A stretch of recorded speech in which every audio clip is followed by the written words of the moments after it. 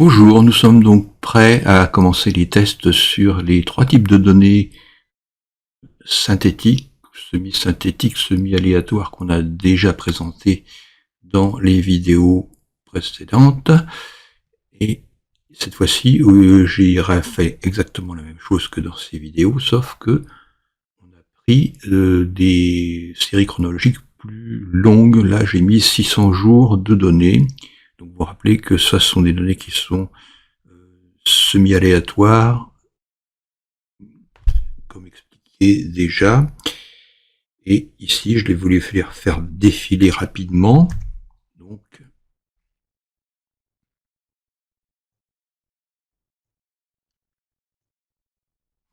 ça ressemble à ça. Donc, les données aléatoires sont en bas.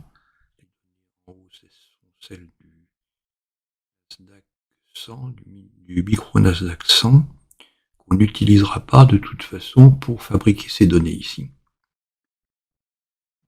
Donc, ça fait plusieurs centaines de milliers de barres qu'on va utiliser ensuite pour fabriquer des barres plus grandes, qui sont des barres filtrées qu'on utilisera après pour le logiciel, pour l'apprentissage et le test dans le logiciel Saphir. Voilà. Donc ça, les données du bas, ce sont des données qui sont complètement déconnectées du marché, mais dans lesquelles il y a des trends, puisqu'on a en plus rajouté un biais haussier, un biais baissier sur certaines barres, celles qui sont en jaune et en vert. Voilà. On a fait la même chose, si vous vous rappelez, avec les données inversées à partir des cours du micro contrat Nasdaq 100. Donc là, c'est pareil, je les ai fait sur 600 jours.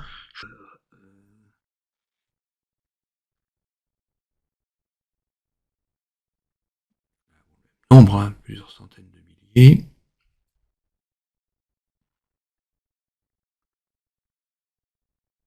La symétrie n'est pas totale puisqu'on a rajouté un biais pour pouvoir compenser. D'ailleurs, si vous regardez, à la fin, on doit se retrouver, si j'ai réglé ça correctement, à peu près au même niveau. Voilà. C'est le Nasdaq, le vrai, et en bas sont les données synthétiques obtenues par inversion et ajouter un biais ici ou un biais haussier, donc on arrive à 14 000, alors que les deux commençaient, toutes les deux, évidemment, au même prix, 7 480. Voilà, donc ici, on préserve le bruit du marché, et ce sont les données qui sont peut-être les moins trafiquées de celles que je vous ai présentées. Et la troisième type de données, ce sont des données où, cette fois-ci, on prend des zigzags, random, bien sûr, enfin, qui sont de durée aléatoire sur lequel on plaque le bruit du marché qu'on extrait au-dessus. Donc, même chose sur 600 jours aussi.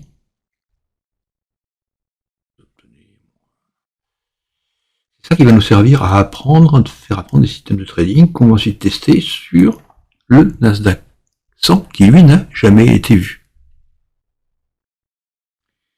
Pour ce faire, on a ouvert 4 copies de Saphir XP, dans lesquelles on va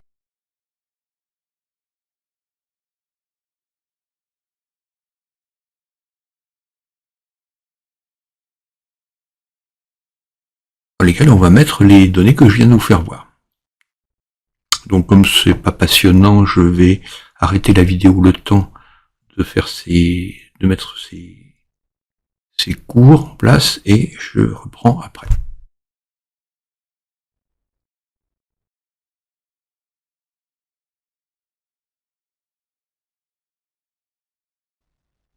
Donc ici, ce sont les données d'apprentissage.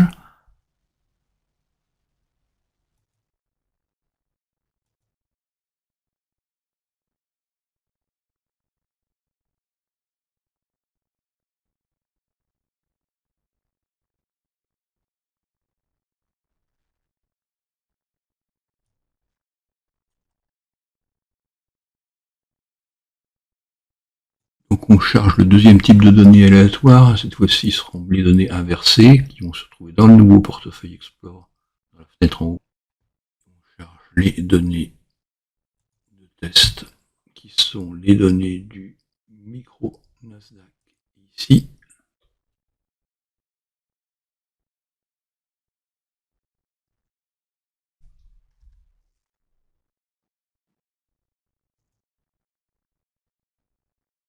C'est la même chose que ce qu'on a ici, bien sûr. Troisième fenêtre, on va charger la troisième série de cours aléatoires.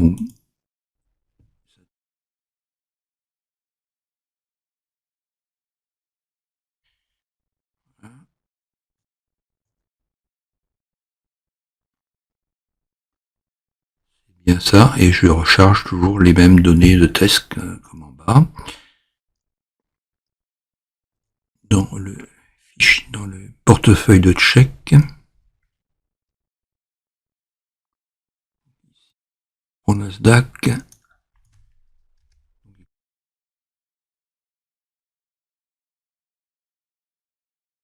2015.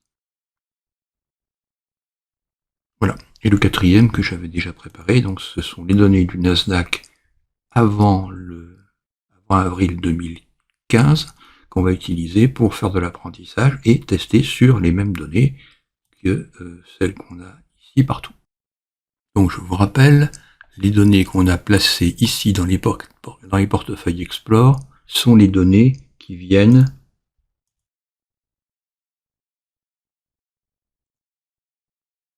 de ce qu'on a fait dans ces différents workspaces de TradeStation. Celle-là et celle-là.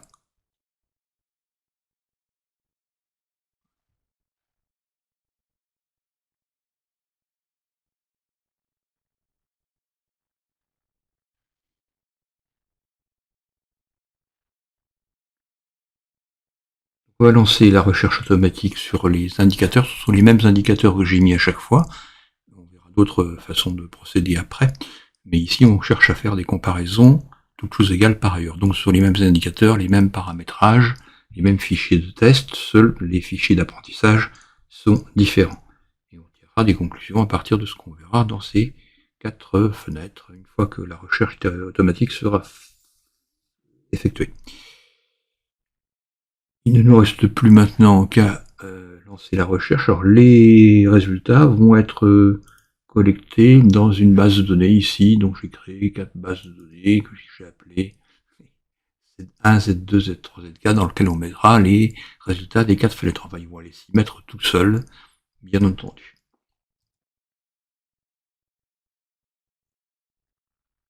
Voilà, alors pour lancer la recherche automatique, on va ici faire exporter, on va être très modeste, exporter des systèmes qui font un DROA de 40%. Donc celui-ci, on va le faire aller dans la base de données Z1. Et on lance la recherche. Je fais pareil après pour les 3 autres fenêtres. Donc la recherche, là, une fois que je le lance, elle commence à se faire et je ne l'interromps pas après jusqu'à la fin. Il va chercher ses zigzags et tout. Donc je m'occupe des 2 autres fenêtres, où là on va y envoyer les résultats dans les bases de données Z2, Z3, Z4. Test. 2.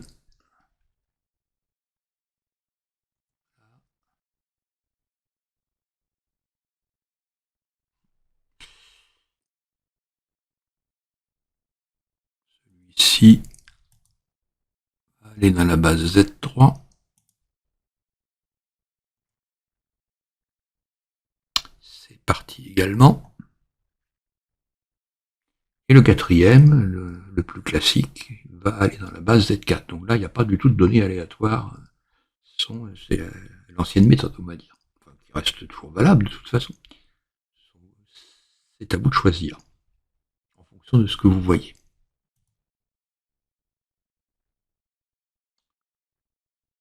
Z4. Voilà. Il n'a pas assez de données pour l'apprentissage.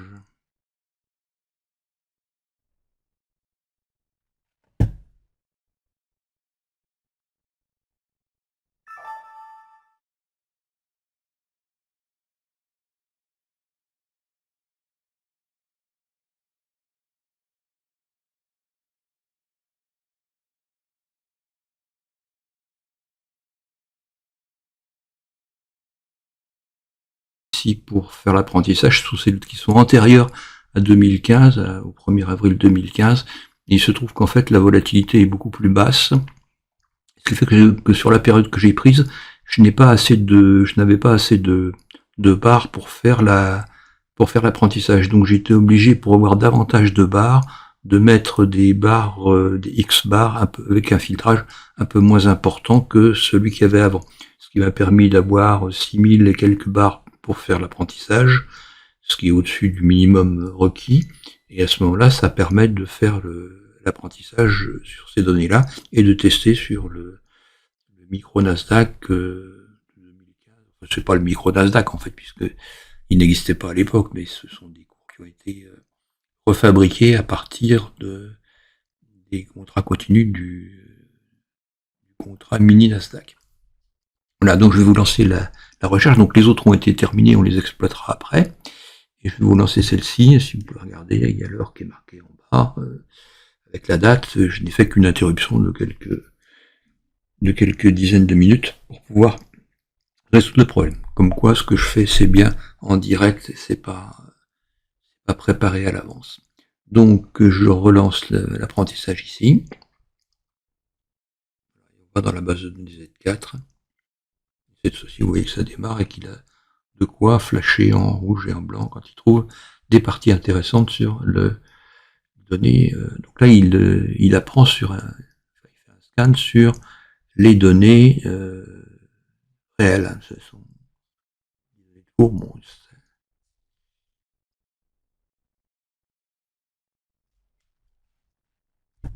pendant qu'il termine sa recherche sur le Nasdaq, on peut regarder ce que ça donnait sur les autres. Ici.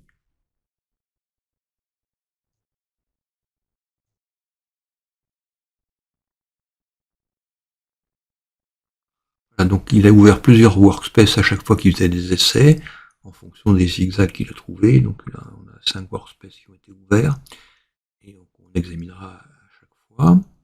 C'est pareil pour le troisième.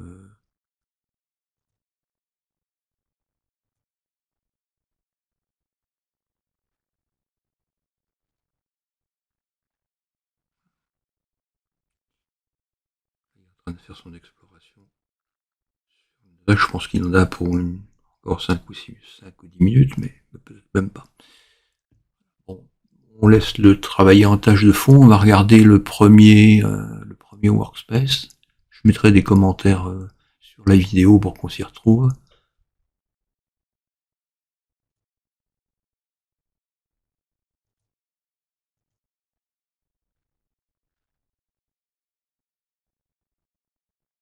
Voilà, on est parti donc de ce workspace vide dans lequel il y avait les données. Là, celui-ci, c'est sur lequel on a reporté le bruit du marché sur des données aléatoires. Et donc, il a fait plusieurs workspaces avec des systèmes dedans.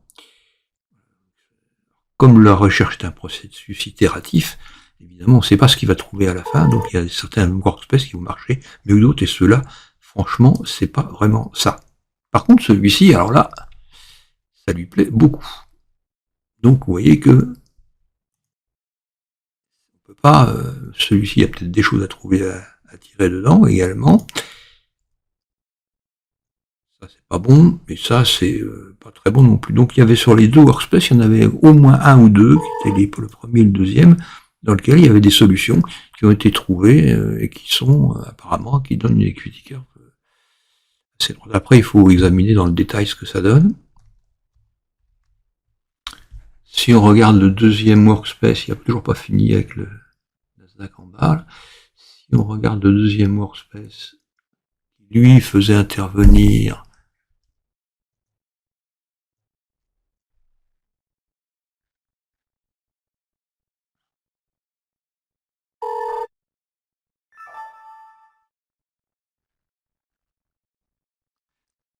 c'était les cours inversés, donc les cours inversés sur lesquels on avait mis un biais haussier pour compenser. Voilà. Et on testait toujours sur le même Nasdaq. Donc si on regarde les workspaces qui en dérivent, ça faut. Alors le problème avec le Nasdaq, c'est que comme il a un biais haussier depuis près de 20 ans, il faut faire attention avec les systèmes. Surtout regarder ce qui se passe lorsqu'il y a des baisses, et là apparemment, oui, c'est pas bon.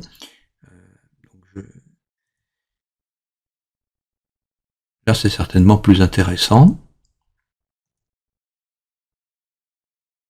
Ça, c'est pas bon parce que oui, les baisses sont pas prises correctement.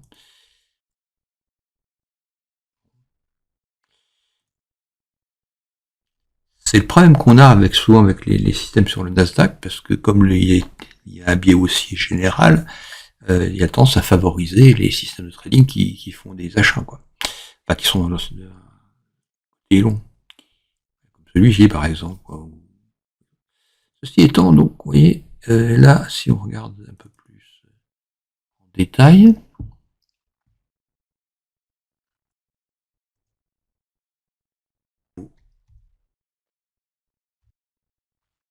troisième, là, c'était sur les données purement, enfin, où il n'y avait que des générateurs aléatoires dedans. Donc, celui-ci, c'est celui qui est le plus sujet à caution, puisqu'il n'y a vraiment rien qui est extrait du marché qu'on considère ici.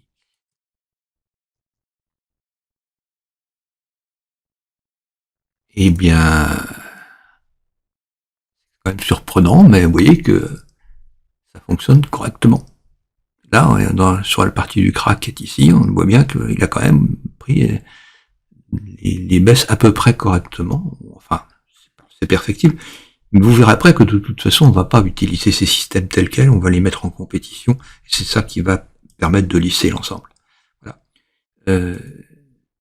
J'ai l'impression que celui-ci, donc on regardera les résultats après, mais j'ai l'impression que celui-ci, simplement en regardant visuellement les courbes, c'est pratiquement celui qui est le mieux. Et c'est celui qui a le plus de données synthétiques, quoi, puisque on n'a rien extrait du Nasdaq pour le reporter dessus.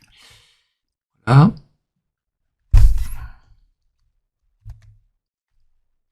Pour terminer, donc là, c'est apprentissage sur le Nasdaq de 2011 à 2015 et test sur le Nasdaq de 2015 jusqu'à maintenant. Eh bien, nous allons voir. Ça, c'est la méthode classique. Eh bien, moi, je trouve, alors effectivement, l'équité curve est montante, mais bon, il y a du bleu partout, donc je crains qu'il n'ait fait plutôt que, check ici. Celui-là, ça c'est pas intéressant, il fait que des achats pratiquement. Là, et sur la période du crack, là, il est pas bon. Donc, on voit aussi que les écritures sont assez disparates. Ah, c'est pas bon non plus. Enfin, c'est utilisable malgré tout quand on les met en compétition avec de très grandes réserves. Ça, c'est pas bon non plus. Ça, je trouve que c'est pas bon non plus. Ça, j'en parle même pas, parce que là, il a pris sur un zigzag très long, il a trouvé que c'était très intéressant de rester en position longue pendant beaucoup de temps, quoi. Voilà. Eh bien, le pire, vous voyez que le pire, finalement, c'est d'avoir utilisé les données du Nasdaq sur 4 ans pour les tester sur les 5 ans qui suivaient. Contrairement à toute attente. Là, j'ai pas triché pour obtenir ce résultat. En plus, vous avez vu que je me suis trompé dans les réglages. Enfin, j'ai fait une erreur qui montre que je n'avais pas essayé avant. Ça ne veut pas dire que ce soit strictement reproductible, ce genre de choses, mais ça vous donne quand même une idée générale sur le fait que les données qu'on peut extraire, les règles qu'on peut extraire avec l'analyse technique sur les marchés, c'est quand même très sujet à caution, et que l'approche que je vous propose ici, elle vaut le coup d'être testée un peu plus. Donc, pour résumer la situation, les 4 bases de données ont été remplies avec les quelques systèmes qui ont été exportés. J'en ai fait exporter qu'un ou un par workspace. Donc, le premier, la base de données Z1 correspond à cet essai-là. Donc, c'est exporté, les trois systèmes que vous avez ici à gauche, là. Il les a exportés, et vous avez le performance summary résumé qui est ici, quoi, avec des petites miniatures qui représentent les equity curves. Bon, ça donne une petite idée de ce que ça peut faire. La deuxième base de données Z2 contient ce qui a été exporté à partir de celui-ci. Donc c'était un autre type de bruit. Je vous mettrai les commentaires après sur la vidéo pour que vous vous y retrouviez. La base de données Z3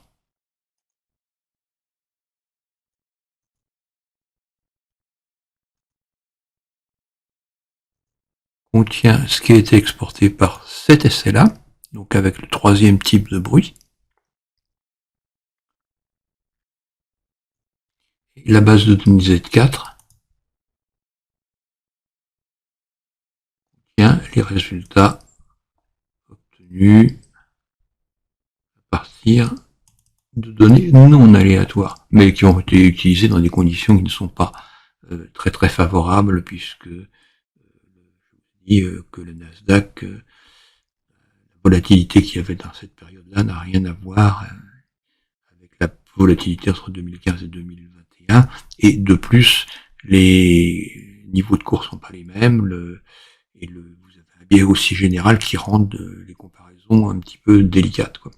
Je ferai peut-être un essai avec d'autres indicateurs, parce que là, ça défavorise peut-être même un peu trop quand même ce que j'ai voulu mettre en évidence. Là, c'est surtout que celui-ci, c'est pas le meilleur en plus. Ils sont pas bons, c'est par rapport aux autres, ça. On le voit d'ailleurs dans les miniatures en question. Hein. Donc ça, c'est Z4. Donc